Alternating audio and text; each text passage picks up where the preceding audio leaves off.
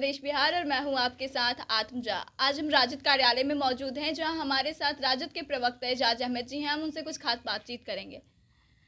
Sir, सबसे पहला सवाल है कि जहरीली शराब को लेकर भाजपा सड़क से सदन तक घेरने का काम कर रही है, इस पे क्या कहेंगे? देखिए, भारतीय जनता पार्टी स्वयं घिर गई है। भारतीय जनता पार्टी के पास इस मुद्दे पर कोई जवाब नहीं मिल रहा है। सत्ता में जब भाजपा थी तो उनके मंत्री के घर से 2 ट्रक शराब पकड़े गए थे और इनके एमएलसी शराब पीते हुए पाए गए थे, जो प्रमाणित भी हुआ। और भारतीय जनता पार्टी के बहुत सारे जिला अध्यक्ष, प्रखंड अध्यक्ष और बड़े नेता शराब माफियाओं को जो संरक्षण देने का काम करते थे या शराब पीने का काम करते थे, उसमें पकड़े गए थे। ये स्पष्ट प्रमाण है। भारतीय जनता पार्टी शराबबंदी के मामले में दोहरी नीति अपना रही है।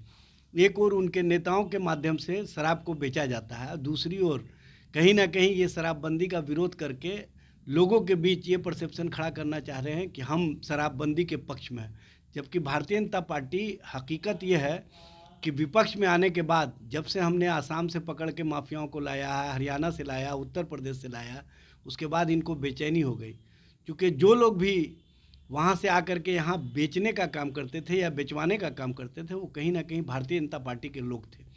इसीलिए भारतीय जनता पार्टी के नेता विपक्ष में आने के बाद बेचैनी में है और उस बेचैनी की हालत में इस तरह का कहीं ना कहीं माहौल खड़ा करना चाह रहे हैं। और ये माहौल खड़ा करने का एकमात्र मकसद ये है, उद्देश्य ये है कि किसी भी स्थिति और परिस्थिति में शराबबंदी को जनता के बीच में हम बदनाम करें और जनता के माध्यम से ही हम शराबबंदी अभियान को विफल करने का काम करें। लेकिन भारतीय जनता पार्टी को पता नहीं है कि ये महात्मा गांधी का संकल्प है कि शराब न पिएंगे न पीने देंगे। और शराब समाज के लिए ख़राब होता है, परिवार के लिए ख़राब होता है, स्वास्थ्य के लिए ख़राब होता है, प्रदेश और देश के हित में भी ये ठीक नहीं है। इसलिए शराबबंदी को लागू किया गया और यहाँ पर जो महात्मा गांधी की नीतियाँ के अनुरूप शराबबंदी लागू किया गया। इसीलिए गोडसेवादी लोगों को कहीं ना कहीं बेचैनी हो रही है और उसी बेचैनी में इस तरह का वो बयानबाजी कर रहे हैं। सर, एक नेशनल चैलेंज स्टिंग ऑपरेशन किया था, जिसके बाद से बीजेपी ऐसा कह रही है कि तेजस्वी यादव भी शराब पीते हैं, इस पे क्या कहेंगे? देखिए, भारतीय जनता पार्टी कीचड़ में कमल तो खिला सकती है, लेकिन किसी पर कीचड़ उछाल करके वो अपना इमेज नहीं बना सकती या किसी दूसरे का इमेज नहीं ख़राब कर सकती है। सभी लोगों को पता है कि भारतीय जनता पार्टी के कौन कौन नेता क्या क्या करते हैं, इसलिए बताने की आवश्यकता नहीं है। और तेजस्वी प्रसाद यादव जी या राष्ट्रीय जनता दल सबसे पहले मुहिम शुरू किया था। सभी लोगों को पता है कि शराब नहीं किताब चाहिए, मदिरालय नहीं पुस्तकालय चाहिए।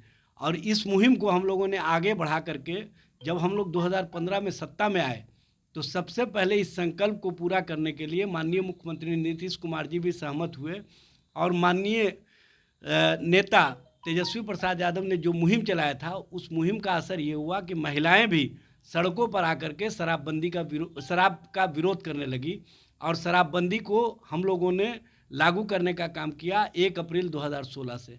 ये राष्ट्रीय जनता दल महागठबंधन का देन है कि शराबबंदी लागू किया गया। इसलिए इस तरह का आरोप लगाने से पहले भारतीय जनता पार्टी 100 बार सोच ले और स्वयं में झांक ले तो बेहतर रहेगा। सर, बीजेपी ने एक पोस्टर लगाया है जिसमें कि अपने पार्टी का महागठबंधन से तुलना किया है। उसमें बोला गया है ऐसा कि महागठबंधन ने सिर्फ अभी तक ठगने का काम किया है, इस पे क्या कहेंगे? देखिए, भारतीय जनता पार्टी जो पोस्टर लगाया है उसमें एक बात का जिक्र किया है, स्कूटी देने का बात और 1500 रुपया बच्चियों को देने की बात।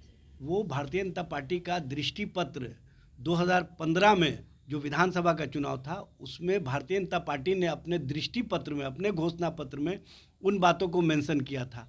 और भारतीय जनता पार्टी के नेता शायद भूल गए हैं या उन लोगों ने अपने आप को भुलावे में रख करके इस तरह की राजनीति की है। भारतीय जनता पार्टी स्वयं गोल पोस्ट में गोल करके पछता रही है। भारतीय जनता पार्टी के किसी भी बड़े छोटे नेता से पूछिए कि दृष्टिपत्र में आपके जो मेंशन है कि हम स्कूटी देंगे बच्चियों को, वो आप अपने मैनिफेस्टो की बात को दूसरे के मामले पर क्यों? मैं तो चैलेंज करता हूं भारतीय जनता पार्टी के नेताओं को कि वो साबित कर दे कि महागठबंधन ने स्कूटी देने की बात किसी भी घोषणा पत्र में किया हो, चाहे 2015 का चुनाव हो, चाहे 2020 का चुनाव हो।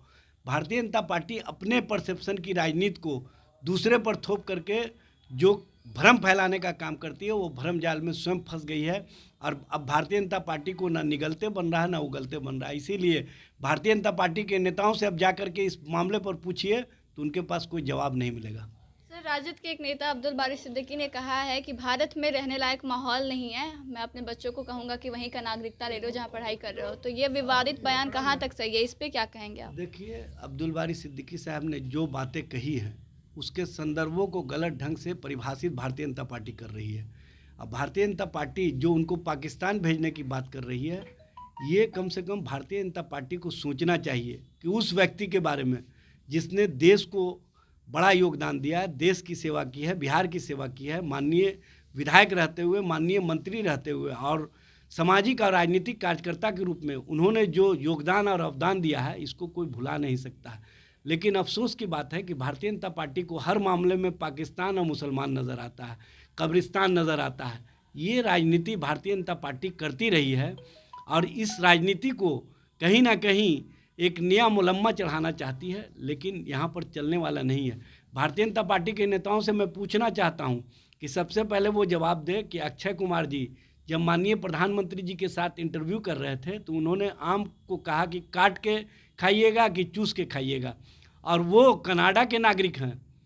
कनाडा के नागरिक से आप इंटरव्यू करवाते हैं और देशभक्ति का सबूत दूसरे से मांगते हैं। विजय माल्या जो इनके साथी रहे हैं, जो नीरव मोदी हैं, ललित मोदी हैं, ये सब लोग लंदन जा कर के बस गए हैं।